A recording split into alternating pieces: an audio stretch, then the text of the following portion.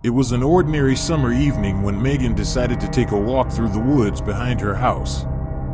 The air was warm, the sun had just begun its descent, casting long shadows through the trees. She loved these woods, having explored them countless times with her friends as a child, but tonight they felt different. The birds were unusually silent, and the only sound was the crunch of twigs beneath her feet. As she ventured deeper, she noticed something unsettling: a whisper. At first, she thought it was the wind, but no breeze blew through the trees. The whispering grew louder, more distinct, but still unintelligible. It seemed to be all around her, like dozens of voices murmuring just out of earshot. Megan's skin prickled, and she stopped, straining to listen. The whispers stopped with her, leaving a suffocating silence. She laughed nervously to herself, brushing it off as her imagination, and continued walking. But after a few steps, the whispers returned, clearer this time. She could make out a few words: "Come closer, stay." Megan's heart pounded in her chest. She was no longer sure if it was her mind playing tricks on her or if something sinister lurked in the woods. The whispering grew louder with each step, coaxing her deeper into the forest. She hesitated, wanting to turn back, but feeling an inexplicable pull to keep going. Before she knew it, Megan found herself in a small clearing she had never seen before. In the center stood an old, withered tree, its bark twisted and blackened as though struck by lightning. The whispers now seemed to emanate from the tree itself, wrapping around her, seeping into her mind. She stepped closer, her feet moving on their own, her mind clouded with confusion. As she reached out to touch the tree, the whispers stopped suddenly, replaced by a deafening silence. Then, a voice spoke clearly in her ear: "You should not have come here." Megan whipped around, but no one was there. Panic surged through her as she realized she was not alone. Shadows moved at the edge of the clearing, too fast to be human. The trees seemed to close in, the once familiar path now unrecognizable. She turned and ran, branches slapping her face, roots tripping her feet, the whispers now shrieking, "Stay with us." Her lungs burned as she sprinted, but no matter how fast she ran, the trees seemed to stretch endlessly before her. The forest had turned into a maze, the way out lost to her. Suddenly, she stumbled into another clearing. Her house was just beyond the trees, but something was wrong. It was quiet, too quiet. As she approached the house, she noticed the windows were dark, though she had left the lights on. Megan opened the front door slowly, her breath shallow. Inside, everything was in its place, but the atmosphere felt off. The silence was oppressive, and an eerie chill hung in the air. She reached for her phone to call anyone, but it was dead. A cold breeze brushed against her neck, though all the windows were closed. "You're home," the voice whispered again. This time, it was inside the house. Megan's heart raced as she backed toward the door, but it slammed shut before she could reach it. Her eyes darted around, searching for any sign of what was happening, but the house remained still. She felt a presence behind her, close, too close. Slowly, she turned, and there, standing in the middle of her living room, was a figure, a dark silhouette, faceless, its form shifting like smoke. "You're home now," it said, its voice a chilling echo in her ears. Megan screamed, running upstairs, slamming the bedroom door behind her. But when she turned, the figure was already there, waiting for her. Its whispers filled the room, growing louder and louder until they were deafening. Her vision blurred, her head spinning, as the room seemed to collapse in on itself. She fell to the floor, her body trembling, the whispers overwhelming her senses. And then, everything went black.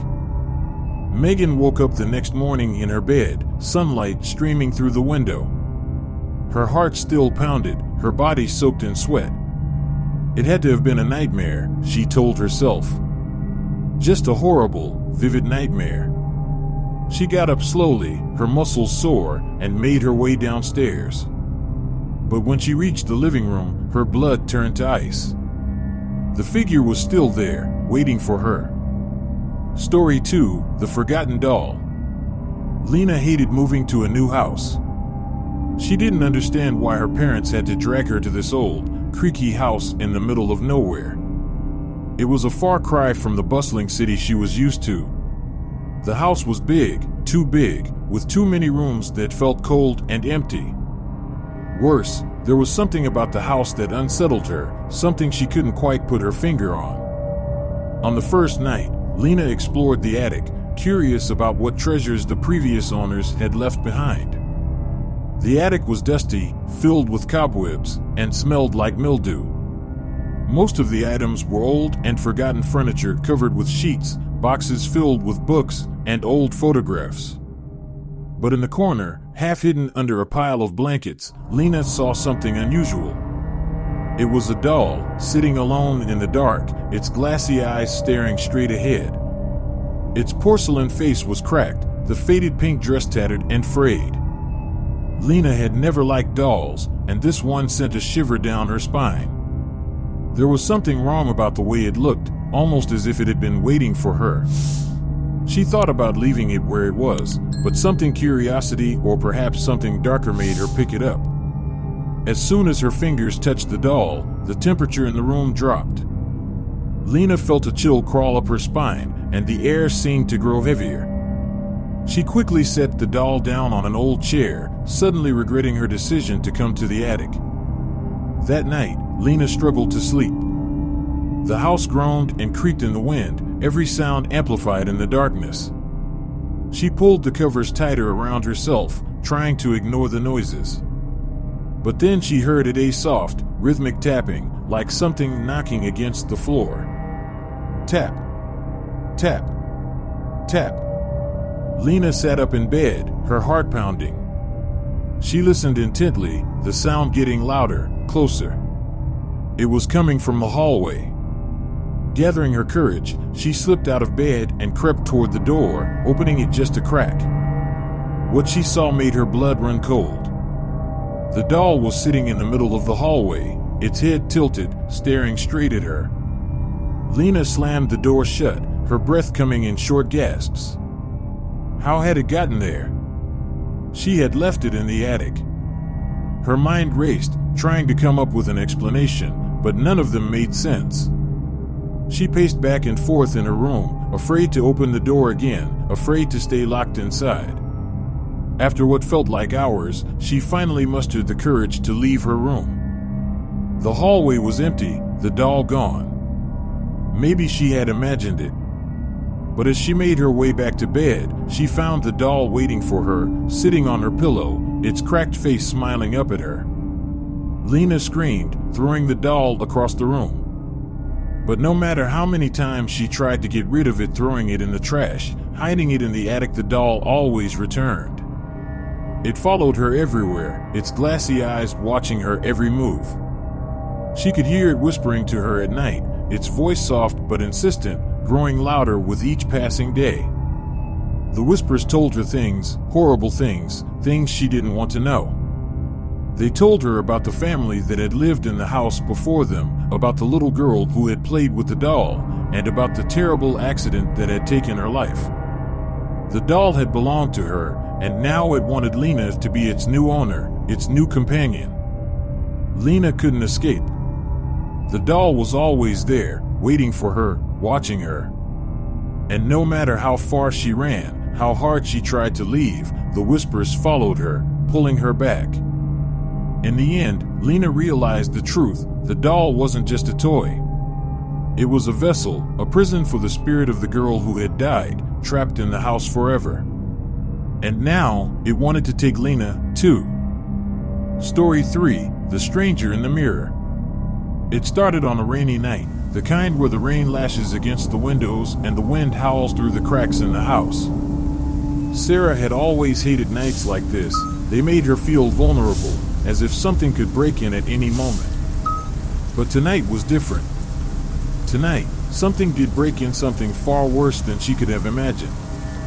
She was brushing her teeth in the bathroom when it happened. She looked up at the mirror and froze.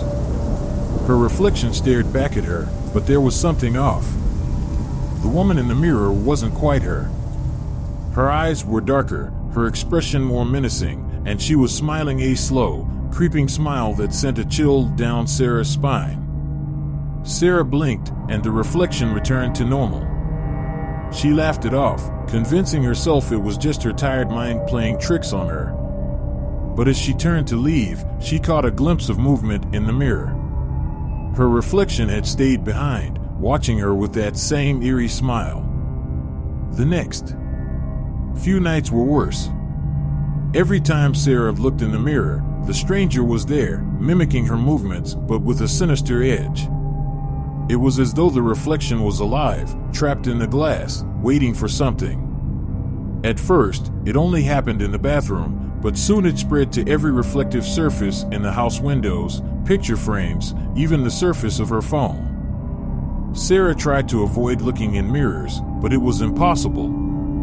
The stranger was always there, smiling, waiting. One night, the reflection didn't just mimic her, it spoke.